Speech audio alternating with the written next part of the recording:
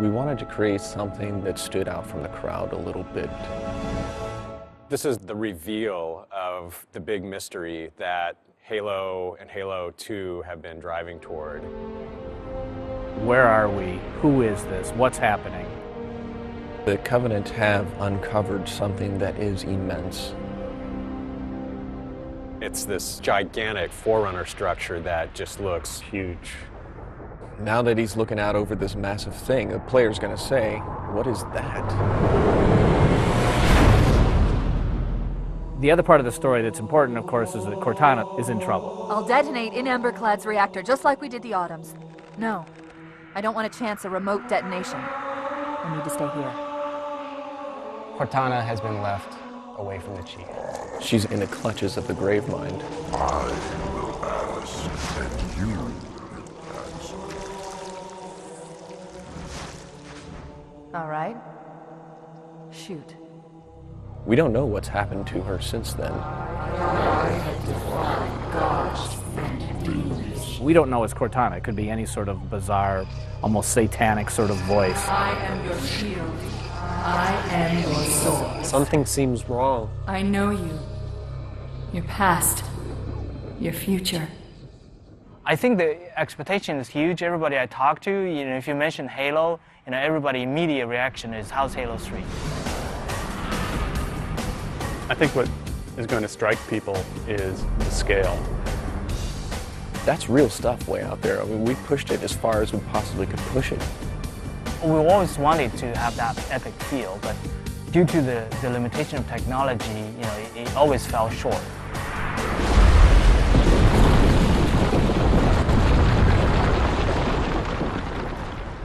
When you're working in high definition, it's a very unforgiving environment. Look at the Master Chief's armor. You see cool things about the Master Chief's armor. You see that he's self-shadowing. You see the textures are very high resolution. There's real-time reflection on his visor. But you look closer, you see he's beat up. He's scratched. He has been through some horrific battle, and we're actually showing that on the Chief this time around. If people show just a pre-rendered movie, then there's always going to be speculation about, well, yeah, sure, your engine's not going to be able to do that. And I think what we're trying to show firmly is that our engine can do the stuff that we say it's going to do, and it's doing it right now. What we're building here is our bar for where we're going to shoot for in real gameplay. It's great. There's 90 guys here. Half of them are artists, half of them are engineers. And it's like oil and water. All the left-brain people and all the right-brain people, and both groups think that they're really the people in charge. Apparently engineering is quite important. Oh, of course, it's a science. I like to draw pretty pictures. So I get to do that, I suppose. It's all about the lighting. It's all about the the additional detail, the bump mapping. I can't remember all their terminologies, and the huda hada and the triple specular shields and so on and so forth. In Halo 3, you have like the entire dynamic range available for you. So things are bright, things are dark. You have the whole contrast there. For example, the sky. It's a new way of doing our sky, like from Halo 2.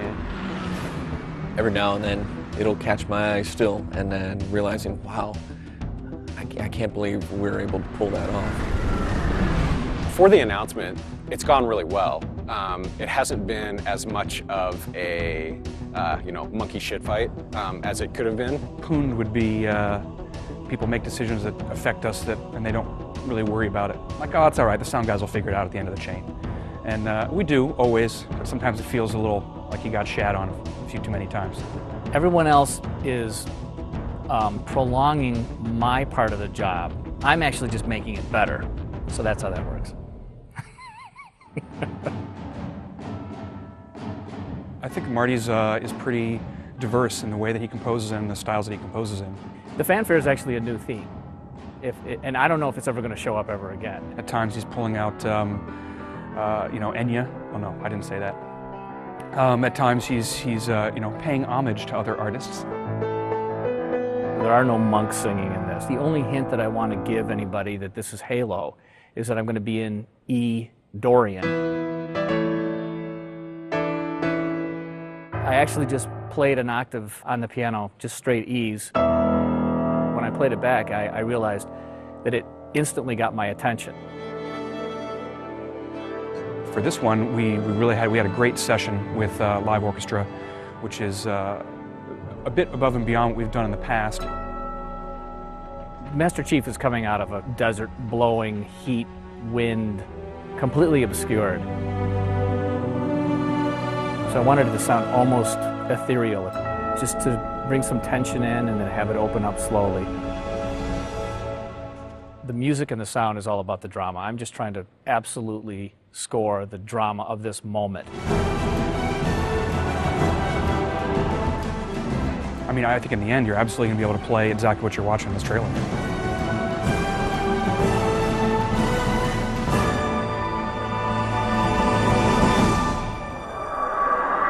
This is Spartan 117. Can anyone hear me? Over. Well, we had such a great ending to Halo 2, where Master Chief said, I want to finish the fight. Master Chief, you mind telling me what you're doing on that ship? Sir, finishing this fight. Which had most Halo players universally screaming and throwing their controllers at their TVs because they didn't get to finish the fight. Well, I didn't say anybody threw their controller. They might have dropped it in amazement. You won't just finish one fight, you'll finish all of the fights that you started in Halo 1. I think we're trying to raise an awful lot of questions about what on earth is going to go on in this game. No pun intended.